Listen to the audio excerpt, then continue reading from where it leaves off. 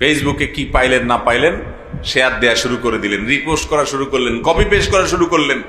কারোর সম্পর্কে বাজে মন্তব্যের পর আদৌ ঠিক কিনা, সঠিক কিনা একটু তাহাকিক করেন, একটু চেক করেন, তারপর সিদ্ধান্ত নেন। তার আগে সিদ্ধান্ত নেওয়া যাবে সূরা হুজুরাতের যে আয়াতগুলো আছে, নির্দেশ নিষেধগুলো আছে, সেগুলোকে মেনে চললে সমাজে দেখবেন হানাহানি থাকবে না, অশান্তি থাকবে না, আপনার দ্বারা কষ্ট হবে না কারোর, আপনার রব আপনার উপর সন্তুষ্ট থাকবেন, মানুষও আপনার উপরে সন্তুষ্ট থাকবেন, আপনি নিজেও সুখী থাকবেন, ভালো থাকতে পারবেন। অতএব সূরা হুজুরাতটা বুঝে পড়ার চেষ্টা করবো তো ইনশাআল্লাহ। আমার যদি খুব বেশি সময় আজকে হাতে থাকতো তো হয়তো আমি এই সূরার আদেশ নিষেধগুলোকে বের করে করে আলাদা করে করে বিস্তারিত আলোচনা করতাম। যেহেতু সে সময় নেই, আমি এই সূরা থেকে একটি জায়গা থেকে একটি নির্দেশনা শুনিয়ে শুধুমাত্র কিছু কথা বলবো ইনশাআল্লাহ তাআলা।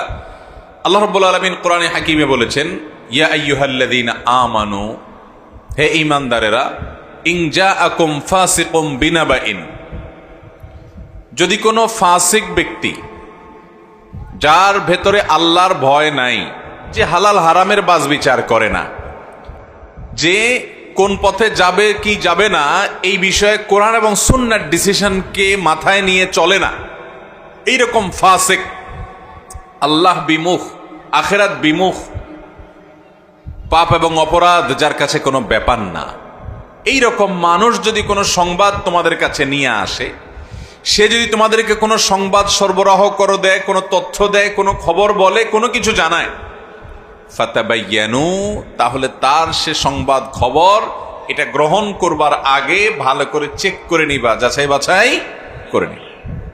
যদি না করো তাহলে কি হবে? আনতুসিবু কওমান বিজাহালাতিন ফাতুসবিহু আলা মা ফাআলতুম নাদিমিন।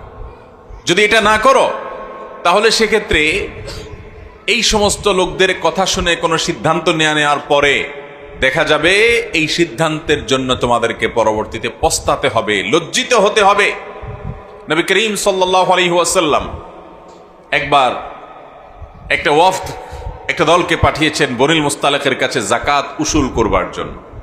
তারা সেখান থেকে যাকাত উসুল করতে গিয়ে, যাকে দায়িত্ব দিয়েছেন তিনি সেখান থেকে যাকাত উসুল করতে গিয়ে দেখলেন এলাকাবাসী তাদের দিকে অগ্রসর হয়ে আসছে শহর থেকে বের হয়ে। তাদের উদ্দেশ্য ছিল ওয়েলকাম জানানো, কিন্তু তারা ভুল বুঝেছেন। এই যে একটা ভুল বোঝাবুঝি হয়েছে, সেখান থেকে তারা নবী করিম সাল্লাল্লাহু আলাইহি ওয়াসাল্লামের কাছে ফিরে এসেছেন যাকাত কালেকশন করা ছাড়া। তারা মনে করেছেন যে এই লোকগুলো আমাদের সাথে বোধহয় যুদ্ধ করতে আসছে, আমাদেরকে হত্যা করতে আসছে। উল্টা তারা এসে নালিশ দিলেন নবী করিম সাল্লাল্লাহু আলাইহি ওয়াসাল্লামের কাছে। তখন মদিনার মুসলমানরা নবী সাল্লাল্লাহু আলাইহি ওয়াসাল্লাম সহ সকলে রাগান্বিত হয়ে গেলেন যে জাকাত, ফরজ জাকাত দিতে অস্বীকার করে এরা, কেন মুসলমান কিভাবে এটাকে অস্বীকার করতে পারে? এটাকে অস্বীকার করলে তো মুসলমানই থাকবে না। বনুল মুস্তালিকের মানুষদের বিরুদ্ধে তারা ক্রুদ্ধ হয়ে গেলেন। এদিকে বনুল মুস্তালিকের লোকেরা ফিরে আসলো, তারা এসে নবী করিম সাল্লাল্লাহু আলাইহি ওয়াসাল্লামের কাছে। তারা যখন দেখলেন কিরে নবীজির পাঠানো লোক তো চলে গেছে, আমরা তো তাকে ওয়েলকাম করতে গেছি, তখন তারা এসে নবী সাল্লাল্লাহু আলাইহি ওয়াসাল্লামের কাছে পুরো জিনিসটা খুলে বললেন। আল্লাহ তাআলা এই আয়াত নাজিল করলেন যে ঈমানদাররা কখনো যার কাছ থেকে যা তা শুনে সেটা বিশ্বাস করে কোনো সিদ্ধান্ত নিতে যাবে না। আল্লাহ রাব্বুল আলামিন অন্য আয়াতে বলেছেন, ওয়ালা তাখফু মা লাইসা লাকা বিহি ইলম, তুমি যে বিষয় ভালো করে জানো না, পরিষ্কার করে জানো না, স্পষ্টভাবে জানো না, তোমার কাছে যে বিষয়টা প্রমাণিত নয় রীতিমতো, এই বিষয়ে তুমি কোনো সিদ্ধান্ত গ্রহণ করতে যাবে না, কোনো অবস্থান গ্রহণ করতে যাবে না।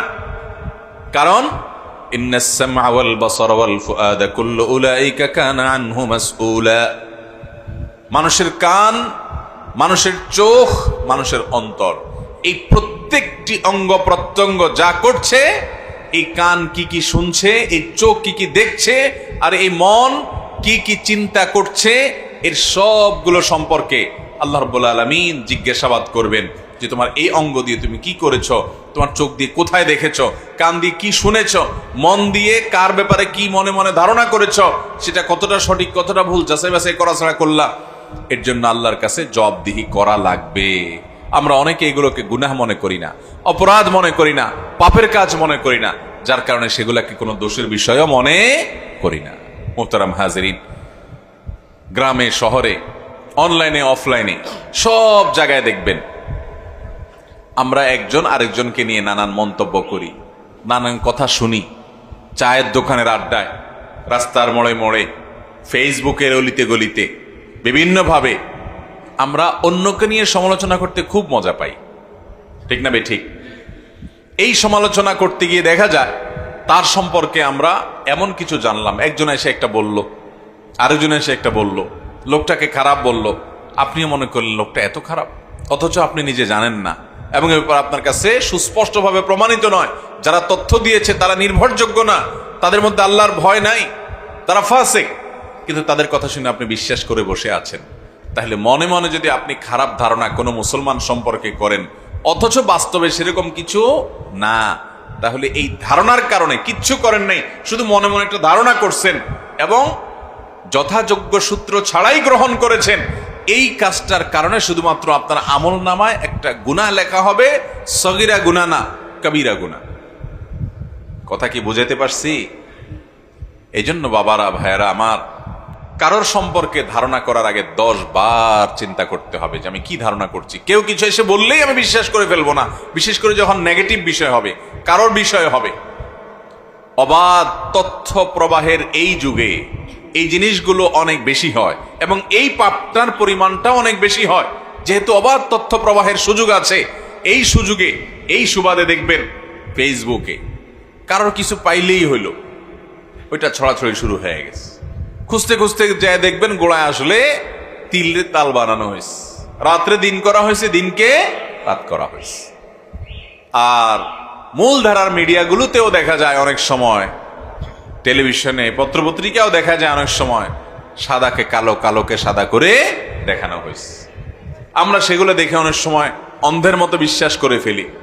যেই ভদ্রলোক নিউজ করেছে, রিপোর্ট করেছে, তিনি কোনো এখানে উদ্দেশ্যমূলকভাবে করেছেন কিনা, কারোর কাছ থেকে পয়সা খেয়ে করেছেন কিনা, একটা ভালো মানুষকে কালপ্রিট প্রমাণ করার চেষ্টা করছেন কিনা, একটা খারাপ মানুষকে ভালো করার দেখানোর চেষ্টা করছে কিনা, এই কাজগুলা মিডিয়াতে বা বিভিন্ন জায়গাতে হয় কি হয় না অনেক সময়। অথচ আমরা দেখা যায় এগুলো শুনেই অন্ধের মতো বিশ্বাস করে বসে থাকি। এর বাইরে ঘরে ঘরে, ঘরে ঘরে, এগুলো তো জাতীয় পর্যায়ের কথা বলছি, ঘরে ঘরে এই অপরাধে পাপের চর্চা হয়। আপনি প্রবাসে আছেন, বিদেশে, আপনার বউটা দেশে আছে, মায়ের সাথে লম্বা চড়া মোবাইলে কথা হয়, আপনার মা, আপনার বোন, আপনার ঘরের অন্যান্য অনেকে আপনার স্ত্রী সম্পর্কে দুনিয়ার কথাবার্তা বলে, এদিকে আপনার কান ভারী হয়ে যাচ্ছে, আপনার চোখ মুখ লাল হয়ে যাচ্ছে, স্ত্রীর ব্যাপারে ক্ষোভে ফেটে পড়তেছেন, আপনি কিন্তু জায়গায় নাই, আপনি শুধুমাত্র শুনে শুনে কি করছেন, ফুলতেছেন। আবার উল্টাটাও হয় যে বউয়ে ফোন করে করে আপনার কাছে আপনার মায়ের বিরুদ্ধে, আপনার বোনের বিরুদ্ধে, আপনার ভাইয়ের বিরুদ্ধে, তিল হলে ওইটাকে তাল বানায়া, ওইটাকে রং চং লাগাইয়া আপনার বিরুদ্ধে, তাদের বিরুদ্ধে আপনাকে ফুলায় তুলতেছে, আছে না নাই?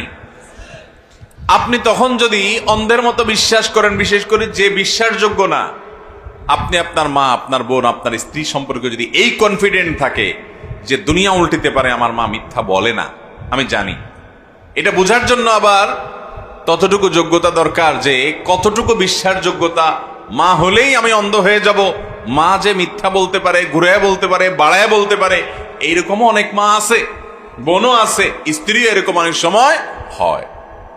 তো কারোর ব্যাপারে যখন সিদ্ধান্ত নেবেন, সেটা মা হোক, বোন হোক, স্ত্রী হোক, ভাই হোক, অন্য কেউ হোক, 10 বার চিন্তা করতে হবে যে যা শোনানো হলো আমাকে, এটাই কি সত্য, না এই সত্যের পেছনে আসল সত্য লুকায়িত আছে। ওইটা জানার আগ পর্যন্ত কারোর ব্যাপারে নেগেটিভ চিন্তা করে নেগেটিভ ডিসিশন নিলেন, মাথা গরম করে ফেললেন, দেখা যাবে এরপরে আপনি এক সময় টের পাইছেন যে আসলে আপনি ভুল করছেন, আপনাকে সঠিক তথ্য দেয়া হয় নাই, ততক্ষণে এমন কিছু ঘটাই ফেলছেন যাতে আপনার চোখটা চিরকালের জন্য ছোট হয়ে গেছে। হয় কি হয় না এগুলো? ভাইরা আমার, একজন মুসলমান দায়িত্বশীল হবেন, একজন মুসলমান দায়িত্বশীল হবেন। আমি যাই শুনবো তাই বিশ্বাস করব। আমাকে বিশ্বাস করতে হলে যাচাই বাছাই, অনুসন্ধান চালাতে হবে, চেক করতে হবে, ক্রস চেক করতে হবে। যদি কারোর ব্যাপারে নেগেটিভ ধারণা করতে হয়, হ্যাঁ, কারোর ব্যাপারে পজিটিভ ধারণা করবেন, ইতিবাচক ধারণা করবেন, কারোর ব্যাপারে সুন্দর ধারণা করবেন, এটার জন্য প্রমাণের প্রয়োজন নাই, এটা আপনি ধারণা করে করলে বরং সওয়াব হবে। কথা কি বুঝাতে পারছি? একটা লোক সম্পর্কে ভালো ধারণা করবেন, ভালো ধারণা করার জন্য প্রমাণ দরকার নাই, ইশারা ইঙ্গিত থেকেও যদি ভালো মনে হয়, ভালো মনে না হলেও সাদা মন থেকে আপনি একটা লোককে ভালো মনে করছেন, এটা সওয়াবের কাজ। কারণ নবী করিম সাল্লাল্লাহু আলাইহি সাল্লাম বলেছেন, ইয়্যাকুম ওয়াজ্জান ফাইন্নাজ যান্না আকযাবুল হাদীস। তোমরা কুধারণা করা থেকে বেঁচে থাকবা। কে কি বললো না বললো, আপনি এটার কারণে বিশ্বাস করে একটা মানুষ নিয়ে বাজে ধারণা করলেন, এটা করবেন না, কারণ এটা সবচেয়ে বড় মিথ্যা। মানুষের কান কথা শুনে বা আপনি ইশারা ইঙ্গিতে কিছু দেখে বাজে ধারণা করলেন। ও যে একটা গল্প আছে না, যে দুজন লোক, তারা দুজনে ভোর রাতে দেখেছে একজন লোক ভোর রাতে উঠে পুকুরের ঘাটে হাত মুখ ধুইতেছে। হাত মুখ ধুইতেছে এটা একজন চোরে দেখছে আর একজন তাহাজ্জুদ গুজারে দেখছে। চোর দেখে বলতেছে, যারে আমি মনে করছি এই গ্রামে আমি একাই আছি, দেখি আমার জাতি ভাই আরেকটাও আছে, পাওয়া গেছে। ভোর রাতে মানুষের ঘর বাড়িতে বিভিন্ন জায়গায় খুঁজে খুঁজে আমি চুরি করি, তাই মনে হচ্ছে আর কেউ নেই, ঘাটে দেখে আরেকটা হাত মুখ দিতেছে, এটাও মনে হয় আমার দলেরই। কারণ সে নিজে যেহেতু চোর, এই জন্য ধারণা করছে কি আরেক বেচারা তাহাজ্জুদ পড়তে উঠছে, উনি উঠে বলতেছে, মাশাআল্লাহ মাশাআল্লাহ, আমাদের এলাকাতে আরো অনেক তাহাজ্জুদ গুজার তাহলে আছে, আমার তো জানা ছিল না, মাশাআল্লাহ। এই ভাইটা উজু করতেছে তাহাজ্জুদ পড়ার জন্য। এই জন্য তাহাজ্জুদ গুজার দেখে সে চিন্তা করছে কি তাহাজ্জুদ গুজার। মোহতারাম হাজরিন, ইমানদার সব সময় কারোর ব্যাপারে ধারণা করতে চিন্তা করবে যে আমি বাজে ধারণা করলে সেটা আমার কাছে পরিষ্কার কিনা, প্রমাণিত কিনা। প্রমাণিত নয়, আমার আমল আমি নষ্ট করতে পারবো না কারোর সম্পর্কে বাজে ধারণা করে। কোরআনে কারিমে আল্লাহ রাব্বুল আলামিন স্পষ্টভাবে আমাদেরকে নির্দেশনা দিয়েছেন এই সম্পর্কে।